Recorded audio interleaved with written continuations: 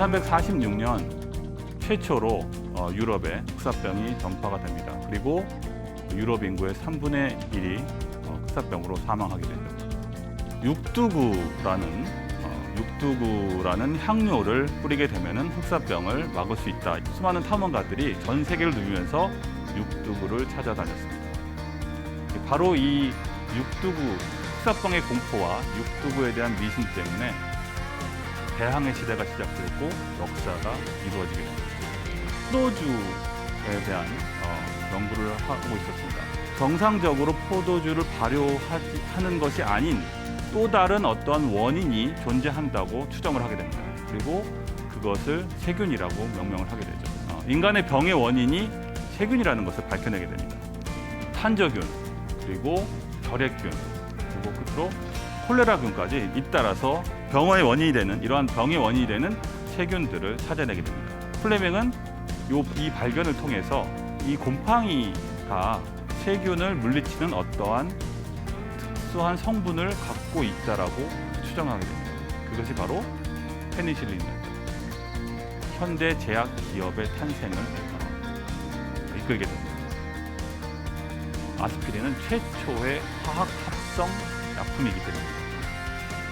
오늘 제가 다룰 주제는 의입니다. 메디슨. 갈레노스가 활동하던 그 시대의 로마에서는 사람 몸에다 칼을 대면 안 됐어요.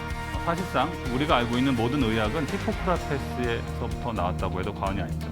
레노스가 만들어낸 의학적 지식들이 사실은 인간을 해부한 게 아니라 해부한다는 그 사실을 이제 알게 된 거예요. 그죠? 베살리우스가 만들어낸 이 인체 구조라는 책이 르네상스 시대의 의학의 혁명을 이루게 됩니다. 이 사람 일생 동안 볼로나 대학의 의사와 협업을 통해서 39 이상의 시체를 해부했고 1800점 이상의 인체 해부도를 그리게 되는데, 우리는 그걸 변이라고 부르지만 변이가 아니라 그것은 원래 바이러스의 특성인 거예요. 우리가 지금 겪고 있는 이 바이러스를 이기기가 힘든 이유는 통계적으로 살아남는 거예요.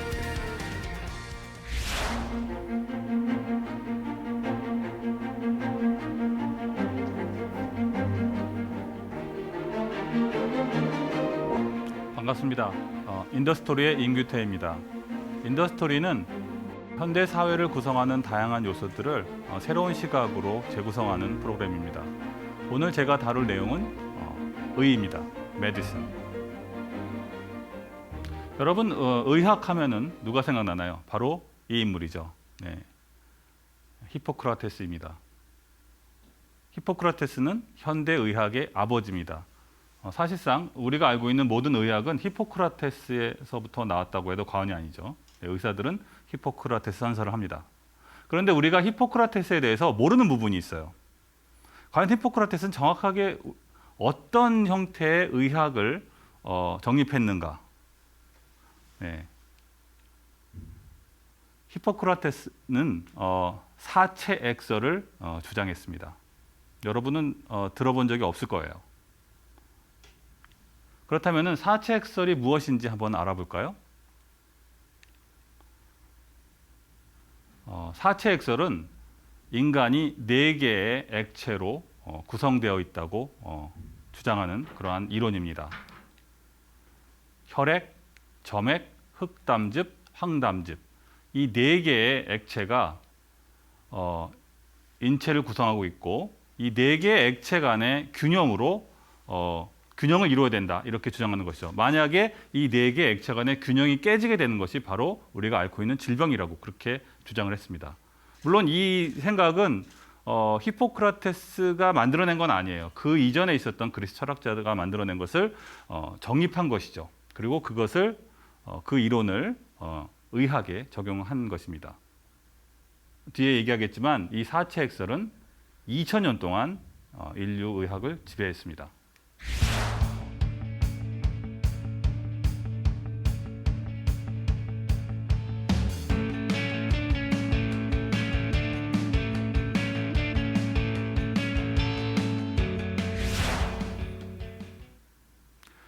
그리고 세월이 흘러서 AD 129년에 태어난 갈레노스라는 인물이 로마의 갈레노스라는 인물이 이 히포크라테스의 사체 액설에다가 해부학적인 지식을 결합을 해서 고대 의학 체계를 완성하게 됩니다.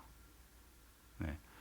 그래서 갈레누스는 정말 중요한 인물이 되는 것이죠. 히포크라테스만큼 중요한 인물이 바로 갈레누스가 되는데요.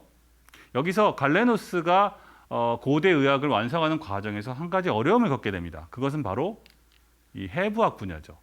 왜냐하면은 당시 갈레누스가 활동하던 그 시대의 로마에서는 사람 몸에다 칼을 대면 안 됐어요.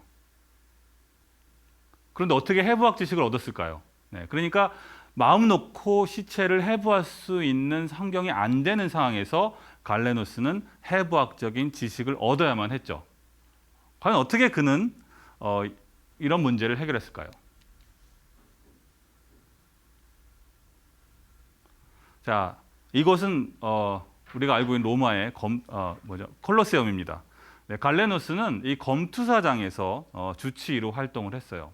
그래서 검투사들이 싸우다가 다치거나 죽은 그러한 상처를 통해서 절단되거나 아니면 찔린 그러한 상태를 보고서 인체가 어떤 구조인지를 이에 대한 정보를 얻을 수가 있었죠. 물론 완벽하진 않았어요. 그죠?